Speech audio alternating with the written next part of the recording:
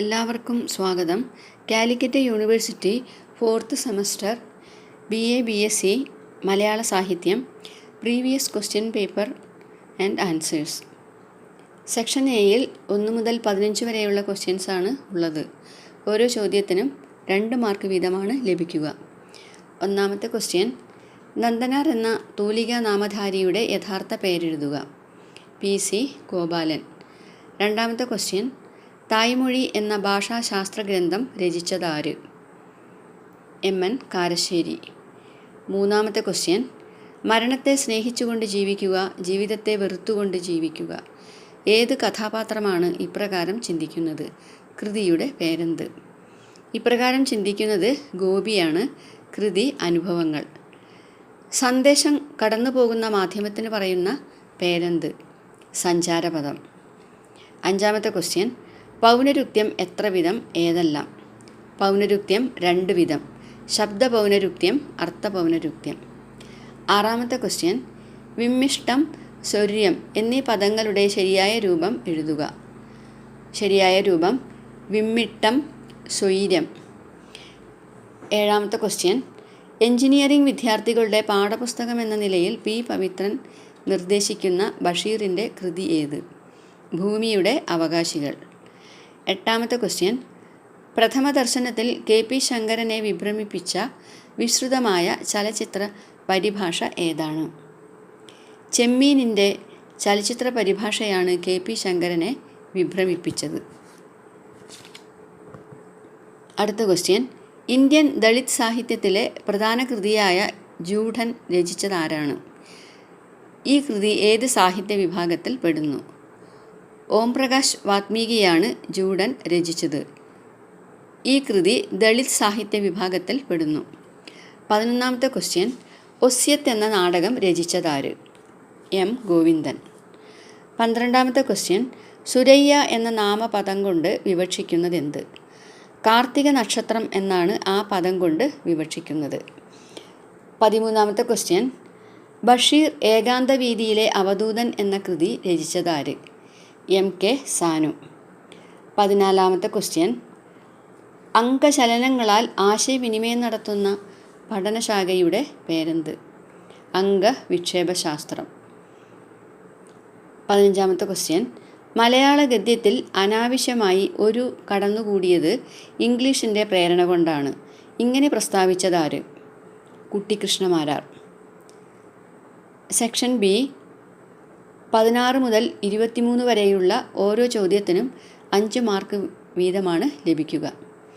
16ാമത്തെ question, മലയാളത്തിലെ സമുച്ചയ പ്രയോഗത്തിലെ സവിശേഷതകൾ ഉദാഹരണസഹിതം വിവരിക്കുക. മലയാളത്തിലെ സമുച്ചയ പ്രയോഗത്തിന് ചില സവിശേഷതകൾ ഉണ്ട്. അത് മനസ്സിലാക്കാത്തവർ ക്രിയകളെല്ലാം നടുവിനിയച്ച രൂപമാക്കി ചെയ്യുക എന്ന് ഏച്ചു കിട്ടുന്നു. ക്രിയകളെ സമുച്ചയിക്കുമ്പോൾ നാമത്തോട് സമുച്ചയം ചേർക്കുന്ന രീതിയുണ്ട്.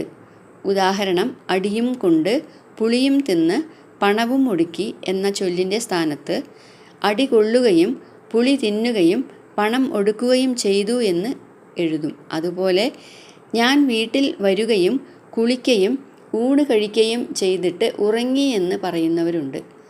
ഞാൻ വീട്ടിൽ വന്ന് കുളിച്ച് ഉണ്ട് ഉറങ്ങി എന്നാണ് പ്രയോഗിക്കേണ്ടത്.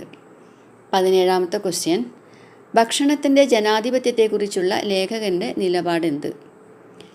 വേർതിരിവുകൾ കണക്കാക്കാതെ വ്യക്തിജീവിതത്തിലും സമൂഹ ജീവിതത്തിലും എല്ലാ കാര്യത്തിലും എല്ലാവർക്കും തുല്യമായ അവസരം ഉറപ്പുവരുത്തുന്ന വ്യവസ്ഥയാണ് ജനാധിപത്യം. അത് തീറ്റയുടെ കാര്യത്തിലും പുലരണം എന്ന നിലപാടാണ് ഭക്ഷണത്തിൻ്റെ ജനാധിപത്യവൽക്കരണം. ഇഷ്ടമുള്ള ഭക്ഷണം കഴിക്കുക എന്നത് സ്വാതന്ത്ര്യമാണ്. ഉദാഹരണമായി, ബഷീറിൻ്റെ പ്രേമലേഖനം എന്ന കൃതിയിൽ അപ്പച്ചനെയും ചിറ്റമ്മയെയും ഉപേക്ഷിച്ച് കാമുകനായ കേശവൻ നായർക്കൊപ്പം പോവുകയാണ് സാറാമ്മ. തീവണ്ടിയിൽ വെച്ച് കേശവൻ നായർക്ക് ചായ കുടിക്കണം, എന്നാൽ സാറാമ്മയ്ക്ക് കാപ്പി കുടിക്കണം. പ്രേമം കലശലായതിനാൽ 2 പേർക്കും ചായ മതി എന്ന് കേശവൻ നായർ, അതേ ന്യായം കൊണ്ട് കാപ്പി മതി എന്ന് സാറാമ്മയും. ഒടുവിൽ കച്ചറ തീർന്നത് കേശവൻ നായർ ചായയും സാറാമ്മ കാപ്പിയും കുടിച്ചതോടെയാണ്. 18ാമത്തെ ക്വസ്റ്റ്യൻ, മലയാളിയുടെ കപടനാട്യത്തെക്കുറിച്ചുള്ള കാരശ്ശേരിയുടെ നിരീക്ഷണങ്ങൾ വിലയിരുത്തുക.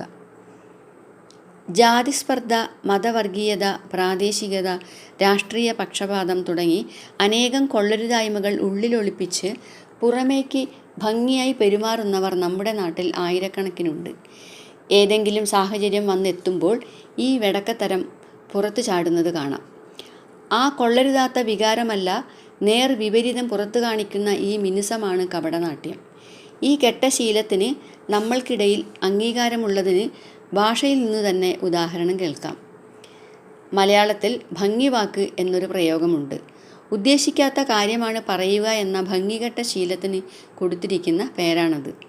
സദ്യ നന്നായില്ല എന്ന അഭിപ്രായമുള്ളപ്പോഴും അത് കേമമായി എന്ന മുഖസ്തുതി പറയുന്നതിനെ വിശേഷിപ്പിക്കാൻ ഉപയോഗിക്കുന്ന പദമാണത്. 19ാമത്തെ ക്വസ്റ്റ്യൻ. എല്ലാ പ്രൊഫഷണൽ കോഴ്സുകൾക്കും സാഹിത്യവും കലയും പഠന വിഷയമായി ഉൾപ്പെടുത്തണം എന്ന് പി. പവിത്രൻ അഭിപ്രായപ്പെടാനുള്ള കാരണമെന്ത്? പി. പവിത്രൻ്റെ ഡോക്ടർമാരുടെ രോഗം വേണ്ടത് സൗന്ദര്യാത്മക വിദ്യാഭ്യാസം എന്ന ലേഖനത്തിൽ നിന്നുള്ള ചോദ്യമാണിത്. ഭൗതിക വിദ്യാഭ്യാസം വിവരശേഖരത്തെ മാത്രമാണ് അടിസ്ഥാനമാക്കുന്നതെങ്കിൽ സൗന്ദര്യാത്മക വിദ്യാഭ്യാസം വികാരമണ്ഡലത്തെയാണ് സംബോധന ചെയ്യുന്നത്. ആ നിലയിൽ അത് വൈകാരിക വിദ്യാഭ്യാസം തന്നെയാണ്. പ്രകൃതിയോടും സമൂഹത്തോടും എതിർലിംഗത്തോടുമുള്ള പെരുമാറ്റത്തെയും വികാരപരമായ ബന്ധത്തെയും നവീകരിക്കുകയാണ് സൗന്ദര്യാത്മക വിദ്യാഭ്യാസം. ലൈംഗിക വിദ്യാഭ്യാസം നൽകിയാൽ ആൺ പെൺ ബന്ധം മെച്ചപ്പെടുമെന്നും സ്ത്രീ പീഡനം കുറയുമെന്നുള്ളതും തെറ്റിദ്ധാരണയാണ്. കാമത്തിൻ്റെ പ്രവർത്തനത്തെക്കുറിച്ചുള്ള ബുദ്ധിപരമായ അറിവും കാമത്തെ പ്രേമമാക്കുന്ന സൗന്ദര്യാത്മകമായ വിദ്യാഭ്യാസമാണ് ഇണയോടുള്ള ബന്ധത്തെ നവീകരിക്കുന്നത്. കുമാരനാശാൻ്റെ കൃതികൾ ഒരു മലയാളി എന്തിന് പഠിക്കണം എന്നുള്ളതിൻ്റെ ഉത്തരം ഇവിടെയാണ്. യഥാർത്ഥത്തിൽ 10ാം തരം വരെ മാത്രമുള്ള ഭാഷാ പഠനമല്ല, അതും കഴിഞ്ഞ് വികാര വളർച്ചയുടെ പ്രായത്തിൽ ലഭിക്കുന്ന സൗന്ദര്യാത്മക വിദ്യാഭ്യാസമാണ് സ്ത്രീ പീഡകനായി തീരാൻ സാധ്യതയുള്ള ഒരു യുവാവിനെ പ്രേമവായ്പുള്ള കാമുകനാക്കി മാറ്റുന്നത്. ഇണയോടുള്ള ഏകപക്ഷീയമായ വികാരമാണ് കാമമെങ്കിൽ ഇണയുടെ ആഗ്രഹ കഥാപാത്രമായി താൻ മാറിത്തീരണമെന്നുള്ള വികാരം കൂടി ചേരുമ്പോഴാണ് അത് പ്രേമമാകുന്നത്. എല്ലാ പ്രൊഫഷണൽ കോഴ്സുകൾക്കും സാഹിത്യവും കലയും പഠന വിഷയമായി കാണണം എന്ന് പലരും വാദിച്ചത് സൗന്ദര്യാത്മക വിദ്യാഭ്യാസത്തിൻ്റെ പ്രസക്തി മനസ്സിലാക്കിയത് കൊണ്ടാണ്. അടുത്ത ക്വസ്റ്റ്യൻ. ആദാമിൻ്റെയും ഹൗവയുടെയും ഐതിഹ്യം സ്വാതന്ത്ര്യത്തിൻ്റെ ഉൽപ്പത്തിയെ സൂചിപ്പിക്കുന്നുവെന്ന് എം. ഗോവിന്ദൻ പറയുന്നത് എന്തുകൊണ്ട്? എം. ഗോവിന്ദൻ്റെ അറിവിൻ്റെ ഫലങ്ങൾ എന്ന ലേഖനത്തിൽ നിന്നുമുള്ള പ്രസ്താവനയാണിത്. സ്വാതന്ത്ര്യം ആഗ്രഹിച്ച് അറിവിൻ്റെ ഫലങ്ങൾ ഭക്ഷിച്ച് സ്വർഗത്തിൽ നിന്നും പുറത്താക്കപ്പെട്ടവരാണ് ആദമും ഹൗവയും. ദൈവത്തിൻ്റെ ശാസന നിഷേധിച്ചതുകൊണ്ടാണ് അവൻ പുറത്താക്കപ്പെട്ടത്. എന്നാൽ അവന് സ്വാതന്ത്ര്യം ലഭിച്ചു. അവൻ്റെ മുമ്പിൽ സ്വർഗരാജ്യം കൊട്ടിയടച്ചു. പകരം മനുഷ്യരാജ്യത്തിൻ്റെ കവാടം തുറന്നു. ഇവിടെ മനുഷ്യരാജ്യത്തിൻ്റെ ഉദയം ഉണ്ടായി. ഉദ്യാന പരിപാലിക്കുന്നവനായും കൂലിവേലക്കാരനായും കൃഷിക്കാരനായും പൊടിയിൽ നിന്ന് പിറന്ന അവൻ പൊടിയിൽ നിന്ന് പുതിയ ഫലങ്ങൾ നട്ട് നനച്ചുണ്ടാക്കി. അവന് ഇഷ്ടമുള്ളവ വളർത്തി. അത് കൊയ്തെടുക്കാനും അനുഭവിക്കാനും സാധിച്ചു. ഭൂമിയിൽ അവന് വിലക്കപ്പെട്ടതായി ഒന്നുമില്ല.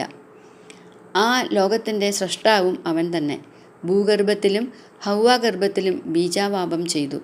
അങ്ങനെ കർഷകനായും കാരണവരായും ആസ്വാദകനുമായി മാറി. സ്വാതന്ത്ര്യവും ആഹാരവും അവൻ്റെ ജീവിതത്തിൽ ഒരുമിച്ചുണ്ടായി. സ്വാതന്ത്ര്യത്തിൻ്റെയും ഉത്പത്തിയുടെയും ഉദ്ഘാടകരാണ് ആദം നബിയും ഹൗവ ബീവിയും എന്ന് സൂചിപ്പിക്കുന്നു. അടുത്ത ക്വസ്റ്റ്യൻ. ഒരു ജാതി, ഒരു മതം, ഒരു ദൈവം മനുഷ്യന്. ഈ തത്വം ഗുരു എങ്ങനെയാണ് ജീവിതത്തിൽ പാലിച്ചത്? എം. കെ. സാനുവിൻ്റെ മനുഷ്യരെല്ലാം സഹോദരർ എന്ന ലേഖനത്തിൽ നിന്നുമാണ് ഈ ചോദ്യം വന്നിട്ടുള്ളത്. മരുത്വാമലയിലെ ഏകാന്ത ധ്യാനത്തിന് ശേഷം സാധാരണക്കാരുടെ ഇടയിലേക്കിറങ്ങി കുറച്ചുകാലം താമസിച്ചു. മനുഷ്യരിൽ നിന്ന് അകന്ന് ജീവിക്കുന്നതിൽ അർത്ഥമില്ലെന്ന് ബോധ്യമായ അദ്ദേഹം യോഗത്തിലൂടെ നേടിയ സിദ്ധികൾ സാർത്ഥകമാക്കാനും തീരുമാനിച്ചു. ലോകക്ഷേമത്തിനായി പാവങ്ങളുടെ ഇടയിൽ ജീവിച്ച് അവരിലൊരാളായി മാറി. മുക്കുവരുടെ കൂടെ മത്സ്യം പിടിക്കുന്നതിനും സഹായിച്ചു. വെളുപ്പാൻ കാലത്ത് അവർ മത്സ്യം പിടിക്കാൻ പോകുമ്പോൾ സ്വാമികൾ അവരോടൊന്നിച്ചു ചേർന്ന് വല വലിച്ചു കൊടുക്കുകയും ചെയ്തു പോന്നു. സ്വാമികൾ വലയിൽ തൊട്ടാൽ അന്ന് മത്സ്യം അധികം കിട്ടുമെന്ന് അവർക്ക് വിശ്വാസമുണ്ടായിരുന്നു. നാടാന്മാർ, ചാന്നാന്മാർ, ക്രിസ്ത്യാനികൾ, മുസൽമാൻ എന്നിവരുടെ സ്നേഹ ബഹുമാനം ലഭിച്ചിരുന്നു. അവരുടെ കൂടെ കഴിഞ്ഞുവെന്ന് മാത്രമല്ല, അവരുടെ കൂടെ ഒരേ പാത്രത്തിലിരുന്ന് ആഹാരം കഴിക്കുകയും ചെയ്തു പോന്നു. ക്രിസ്ത്യൻ, മുസ്ലിം പുരോഹിതന്മാരുമായി സ്വാമി അടുത്ത സമ്പർക്കം പുലർത്തി. ഖുറാനിലെ വാക്യങ്ങൾക്ക് സ്വാമി നൽകിയിരുന്ന വ്യാഖ്യാനങ്ങളെ പണ്ഡിതന്മാരായ ചില മുസ്ലിം പുരോഹിതന്മാർ ആദരിച്ചിട്ടുണ്ട്. അവരുമായി ആധ്യാത്മികവും സദാചാരപരവുമായ പ്രശ്നങ്ങളെക്കുറിച്ച് സംസാരിക്കുന്നത് സ്വാമി ഇഷ്ടപ്പെട്ടിരുന്നു.